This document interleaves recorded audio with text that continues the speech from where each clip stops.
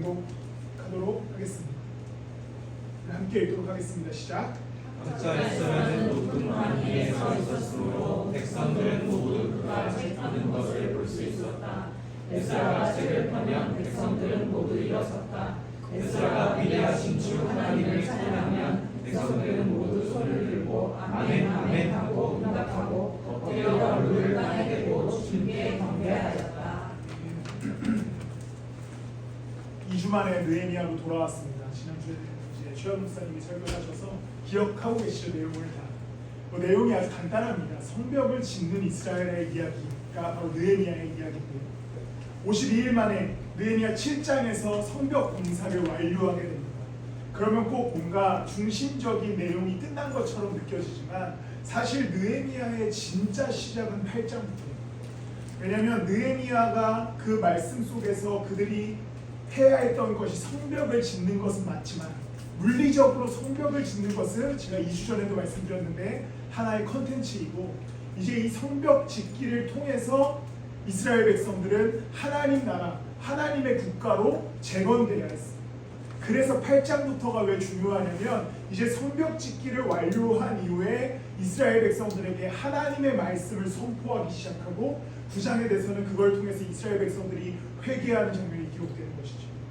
오늘 백성들이 수문학 광장, 워터게이트라고 하는 광장 앞에 모이게 됩니다. 실제로 이런 모양이었을지 모르겠어요. 근데 이 앞에 모든 백성들이 모여서 이때 누가 등장하냐면 에스라가 등장합니다.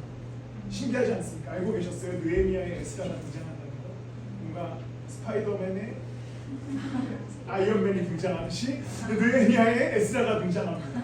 그래서 에스라가 수문학 광장에서 말씀을 그래서 미국에 보니까 이게 에스라 앤드 느헤미야라고 하는 보드게임이 있더라고요. 무슨 내용인지 모르겠는데 신기해서 한번 찾아봤어요. 어쨌든 이제 에스라가 느헤미야가 성벽을 다 짓고 난 이후에 수문학 광장에 서서 말씀을 가르치기 시작합니다. 어떻게 가르치냐면 새벽부터 말씀을 펴서 가르치고 정오까지 말씀을 가르쳐요. 아마 적어도 한 6시간 이상 성경을 가르치기 시작합니다. 그리고 에스라가 이렇게 서 있으면 오른쪽에 6명, 왼쪽에 7명의 학자가 서서 글을 번역하기 시작합니다. 왜냐하면 이스라엘 백성들은 포로 생활을 70년 동안 했기 때문에 이스라엘 사람들이었지만 히브리어를 잘 하지 못했어요. 그렇기 때문에 에스라가 히브리어로 가르치면 13명의 학자들이 이것을 아람어와 페르시아어로 번역해서 사람들을 가르치기 시작합니다. 그리고 중요한 것은 이 긴 시간 동안 누구도 앉지 않아요. 다 서서 말씀해 듣습니다. 모두가 말씀을 서서 들으면서 이제 그들이 하나님의 말씀을 듣기 시작하는 것이죠. 8장 1절 말씀을 보면 모든 백성이 한꺼번에 수문학 광장에 모였다. 그들은 학자 에스라에게 주님께서 이스라엘에게 명하신 모세의 율법책을 가지고 오라고 청합니다. 오늘 본문에서 중요한 핵심은 이 말씀을 성벽을 다 짓습니다. 52일 동안 성벽을 다 재건하고 이제 그들의 목표가 완수됐어요.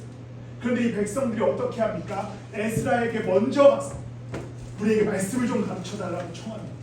이제 자발적으로 이스라엘 백성들은 성벽을 지은 이후에 말씀을 듣기로 결정합니다. 왜냐하면 성벽 짓는 것이 국가를 재건하는 중요한 요소가 아니라 말씀으로 다시 이스라엘을 다스리는 율법으로 세워져야만 이스라엘이 완벽하게 회복되는 것이었기 때문에 자발적으로 이스라엘 백성들은 에스라를 불러서 우리한테 말씀을 좀 가르쳐 주십시오 하고 제안하고 말씀을 듣기 시작합니다.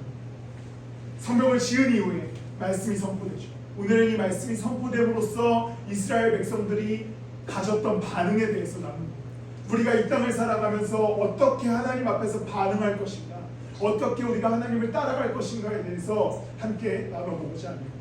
이스라엘 백성들이 수문학 광장에 모여서 말씀을 들어요. 전부 서서 듣습니다. 그리고선 그들이 6절 말씀을 보면 우리 함께 한 목소리를 읽도록 하겠습니다. 시작. 에스라가 위대하신 주 하나님을 찬양하며 백성들 모두 손을 들고 아멘 아멘 하고 응답하고 엎드려 얼굴을 땅에 대고 주님께 경배하였다. 이스라엘 백성들 가운데 이제 에스라를 통해 말씀이 선포되고 찬양이 선포됩니다. 그러자 백성들은 모두 손을 들고 아멘 아멘 외치고 동시에 얼굴을 땅에 대고 주님께 경배하죠. 이스라엘 백성들이 선포되자 이스라엘 백성들에게 하나님의 말씀이 선포되자 이스라엘 백성들은 경배합니다. 이 경배라고 하는 단어는 엎드리다라고 하는 단어인데 이 엎드리라고 하는 단어는 제가 좀 보여드리면 이렇게 엎드리지 않습니다. 뭐가 여러분들 눈에 보입니까? 목이 보이죠? 목이 딱 드러나요. 목소리가 밑에 있는. 청세 앞에 엎드렸습니다. 근데 이게 동양적 사고에서는 굉장히 익숙해요. 왜냐면 우리는 절을 하니까.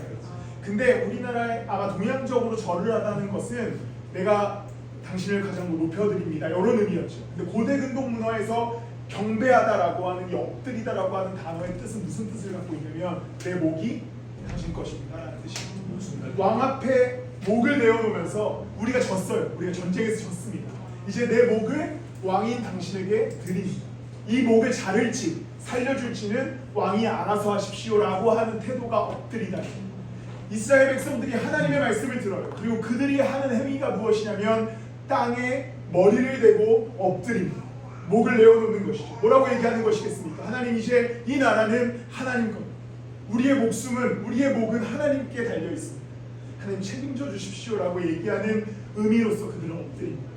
사실은 제가 시도하려고 했는데 안 됐는데, 원래 이 당시에 엎드리다는 이 정도의 포션이 아니라 무릎과 무릎 사이에 얼굴을 넣어야 돼요.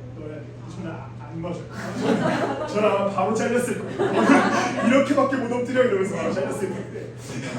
아무튼 이 엎드리다라고 하는, 경배하다라고 하는 단어와 같은 단어를 히브리어로 사용하는데, 이것은 무슨 뜻을 갖고 있냐면 아까 말했듯이 하나님 앞에 나아가서 이제 우리는 당신의 백성입니다.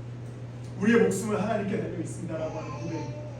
이스라엘 백성들에게 성벽을 지은 것은 컨텐츠였고, 이제 성벽을 다 지은 이후에 그들이 해야 했던 것은 하나님을 경배하는 것이죠. 하나님은 이제 이 나라의 주인, 이 포로에서 돌아와 우리를 세워주신 하나님이 이 땅의 주인 되셔서 우리를 이끌어가다, 우리의 주인 되어달라, 우리의 목숨줄을 잡아달라고 하는 고백이 바로 이 오늘 말씀의 시작인 것이죠. 여러분들의 삶을 어떻게 이루어가고 계십니까? 성벽을 짓듯이 무엇을 짓는가는 중요한 컨텐츠가 아니에요. 내가 무슨 직업을 얻을 것인가, 내가 무슨 사람을 만날 것인가, 내가 언제 어떻게 결혼할 것인가, 이것들은 다 부수적인 것이고, 이 앞에 우리에게 핵심적인 것은 내 목이 누구를 향해 있는 거죠. 내가 이런 직업을 얻을 건데 내 목은 누구를 향해 있는 거예요. 내가 어떤 사람과 만날 텐데 내 목은 누구를 향해 있는 거예요. 내가 이 땅에서 이렇게 재정을 사용할 텐데 내 목은 누구한테 있는가. 이게 항상 우리의 질문이 돼야 돼요. 내 목숨줄은 누가 갖고 있는가? 나한테 있는가? 하나님한테 있는가? 이게 우리가 늘 질문해야 되는 하나님 앞에서의 질문입니다. 이스라엘 백성들은 성벽을 지은 이후에 확실히 알았습니다. 우리의 목숨줄을 하나님께서 붙들고, 그렇기 때문에 우리는 경배해야 돼요. 이 경배라는 것을 통해서 그들의 목을 하나님께 내어놓음으로써 하나님 자르시든지 살려주시든지 하십시오라고 하나님 앞에 나아가는 것이었습니다. 우리는 목을 내어놓고 싶을 때 내어놓고, 갑자기 하나님이 칼에 드실 것 같으면 이렇게 숨기는 신앙생활을 하죠. 내가 이런 부분에서 내가 하나님 뭐 이런 부분에서는 뭐 헌신할 수 있습니다. 목 내어놓고 갑자기 이런 부분에서 하나님께 순종하라고 하시니까 갑자기 하나님 이건 지금 못하겠습니다. 이렇게 신앙생활 하고 계시지 않습니다. 어쩔 때는 엎드렸다가, 어쩔 때는 목을 뺐다가, 어쩔 때는 엎드려서 하나님 찬양했다가, 어쩔 때는 지금은 내가 마음대로 좀 해보겠습니다라고 스스로를 컨트롤하려고 하시지 않습니다.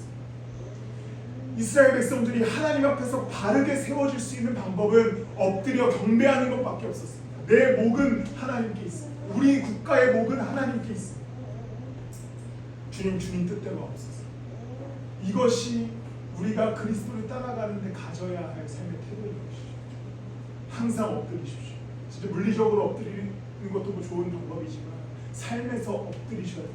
목을 하나님께 내어놓으셔야 돼요. 하나님께서 내가 지금 내 인생을, 내가 살아가는 모든 여정 속에, 내가 선택하는 것들 속에, 내가 이루어가려고 하는 목표들 속에 여러분들의 목이 어디 앞에 있는지를 항상 고민하십시오. 항상 그 칼 앞에 내가 있음을 기억하시고 하나님께 나아가 하나님께서 우리를 이끌어가게 해달라는 그 의지함으로 걸어가시는 것이 축복합니다. 이스라엘은 성벽을 짓고, 야 우리 성벽 잘 지었다, 우리 52일 만에 성벽 완공했다, 이제 들어가서 먹고 마시자 하지 않아요. 성벽을 지은 이후에 수문앞 광장으로 나가서 말씀을 듣습니다. 그리고 모두 엎드려져요. 우리도 수련회 가서 새벽 6시부터 12시까지 다 서서 말씀 들은 다음에 엎드리면 다들 울 것 같아. 이러면 갑자기 엎드리잖아. 죄송해요. 그렇게 하는 것이죠. 왜냐하면 그게 그들의 국가가 살 수 있는 방법이었어요. 말씀으로 세워지는 것밖에는, 하나님의 뜻으로 세워지는 것밖에는 이스라엘이 살 수 있는 방법이 없었기 때문에 그들은 성벽을 짓고 나서 스스로 하나님의 말씀을 듣기로 결정하는 것이죠. 사랑하는 성도 여러분, 한 주간의 삶 동안 어떠한 직업, 어떠한 삶의 형태, 어떠한 삶의 걸음을 살아가는 건 사실 중요하지 않습니다. 그 모든 걸음에 있어서 우리의 목이 하나님께 엎드려져 있는, 내 목이 하나님께 드러나 있는가가 더욱 중요한 여러분들이 되시기를 예수 그리스도의 이름으로 축복합니다. 이스라엘 백성들이 이렇게 말씀이 선포된 이후에 축제를 열기 시작합니다. 8장 12절 말씀을 보면요, 우리 함께 읽도록 하겠습니다. 시작. 나가서 먹고 마시며 사람에게 먹을 것을 나누면서 이게 경험하였다. 이제 경배한 이후에 이스라엘 백성들 가운데 일어난 일은 먹고 마시고 축제를 즐기는 일이었습니다. 그들은 성벽을 지었어요. 근데 이들에게 왜 기쁨이 일어났습니까? 왜 즐거움이 있었습니까? 단순히 성벽을 재건했기 때문에, 국가가 다시 세워졌기 때문에, 그것도 충분히 그들에게는 즐거움이었겠지만 말씀이 선포된 이후에 굳이 그들이 기뻐했던 이유는 당시 율법이라는 게 무엇입니까? 하나님 말씀이라는 게 뭐예요? 국가의 질서가 다시 세워진 거예요. 하나님 나라의 질서가 국가에 임하자 그들이 즐거워하기 시작합니다. 하나님의 완벽하고 완전한 통치가 이스라엘 백성들 가운데 임하자 그들이 즐거워하는 것이죠. 성벽이 다 지어졌다고 즐거워하지 않아요. 그들이 그 안에서 51일 만에 성벽 지었다고 축제를 열지 않습니다.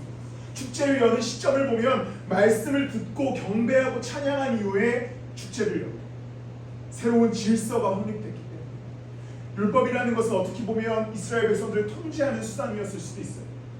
그들에게는 이제 지켜야 할 법들이 무수히 많아졌습니다. 그런데 그들이 왜 기뻐했겠습니까? 이 말씀이 누구의 법이에요? 하나님의 법이지 않습니까? 하나님의 통치 질서지 않습니까? 그냥 세상의 왕이 다스리겠다고 하는 것이 아니라 하늘의 왕이시고 모든 것의 왕 되신 유일한 하나님이 이 국가를 통치하겠다라고 하는 선언이 말씀을 통해 선포됐기 때문에 이스라엘 백성들이 이제 기뻐하는 거예요. 그 질서 안에서 즐거워하는 거예요. 우리가 하나님의 뜻을 따라 살아가다 보면 가끔은 순종해야 할 때도 있고, 우리가 싫어하는 단어들이죠. 순종, 헌신, 이런 걸 해야 할 때가 있습니다. 섬김, 또 무슨 단어 싫어하십니까? 이런 거 싫어하죠. 왜냐하면 하나님의 질서 안으로 우리의 삶을 끼워 맞춰야 되기 때문에. 내려놓은, 나를 깎아낸, 나를 단련하심, 환난은 이거 다 이런 단어들. 우리를 계속해서 하나님의 뜻에 맞춰서 깎아내야 되는 시간들이 필요합니다. 순종해야 되는 것도 필요하고요. 그 통제 안에 우리가 들어가야 될 때도 있습니다. 그런데 이것이 왜 즐거운 일입니까? 내 인생을 내가 컨트롤하고 살아가다 보면 무너질 수밖에 없는 인생이지만, 이제 우리를 구원하신 예수 그리스도가 나를 이끌어가고 계시고 나와 함께 하시고 나를 완벽한 통치 안에 거하게 하시기 때문에 이것은 매우 즐거운 일입니다. 하나님의 말씀 앞으로 돌아가십시오. 최근에 일주일간 한국 사회를 뜨겁게 달궜다. 저 같은 사람한테만 뜨거웠을 수도 있는데 이슈가 있다면 어떤 게 이슈였어요? 한국 국가의 일주일 동안. 제니 전자담배. 아니, 최저임금? 최저임금. 지금 부끄러워지네. 저에게 있어서 일주일 동안 큰 이슈는 우연히 뭐였어? 나랑 같은 거 있을 수도 있어. 뭐였어? 일주일 동안 우연히가 없어? 국가대표 감독이 홍명보로 선임됨으로 인해서 시끄러웠죠. 저한테만 그게 되게 큰 이슈였나 봅니다. 그래서 저는 특별히 또 울산연대 팬입니다. 울산연대 2006년부터 울산연대 팬이다 보니까 2006년에 이천수가 날아다녔거든요. 어쨌든 그게 약간 분노감이 올라오더라고요. 근데 이게 왜 분노가 일어납니까? 이 홍명보의 어떤 통치와 이 절차 자체에 우리가 불만을 가지고 이런 어떤 그 다스림의 문제가 생긴 거예요. 그러니까 국가대표가 제대로 흘러갈까에 대한 의구심이 있어요. 우리의 인생이 여러분들이 주인 되어서 여러분들의 인생을 통치하기 시작할 때 이거는 홍명보가 대표팀 감독되는 것보다 더 큰 문제입니다. 말이 안 되고 아주 조종관을 놓고 운전하겠다고 하는 것이. 그런데 이제 우리의 주인이 누구인가? 예수 그리스도시다. 우리에게 어떤 게 선포되는가? 하나님의 말씀이 선포됩니다. 우리는 이제 누구의 인도하심으로 걸어가는가? 예수 그리스도 우리를 구원하신 그분을 따라 걸어간다. 그 통치 안에 거할 때 우리는 안전할 수 있습니다. 어떠한 우리는 문제 가운데서도 하나님의 이끄심을 받을 때에 우리는 승리할 수 있습니다. 그러니 한 주간의 인생을 살아가는 가운데 마음대로 멋대로 살아가지 마십시오. 혹시 마음대로 멋대로 살아가는 것들이 있다면 말씀 앞으로 돌아오십시오. 그리고 말씀이 하나님께서 여러분들에게 이야기하시는 것 그대로 살아가기 시작할 때 그 가운데 우리가 헌신이 있고 섬김이 있고 깎아냄이 있을지라도 놀라운 것은 거기엔 기쁨이 있습니다. 축제가 있습니다. 즐거움이 있습니다. 이스라엘 백성들 자기들 멋대로 살 수 있었지만 굳이 율법을 듣는 이유는 그 통치 안에 거하겠다는 이야기이고 그 통치 안에 거하겠다라고 그들이 선언하자 그들에게 축제가 열리지 않습니다. 기쁨이 넘치죠.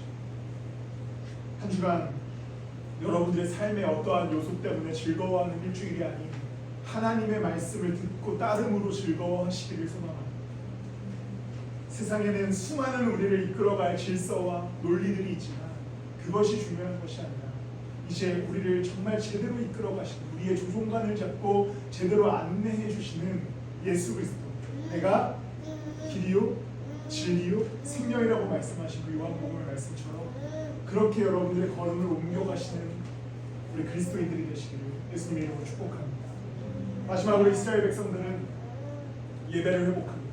14절 말씀을 우리 함께 읽도록 하겠습니다. 시작.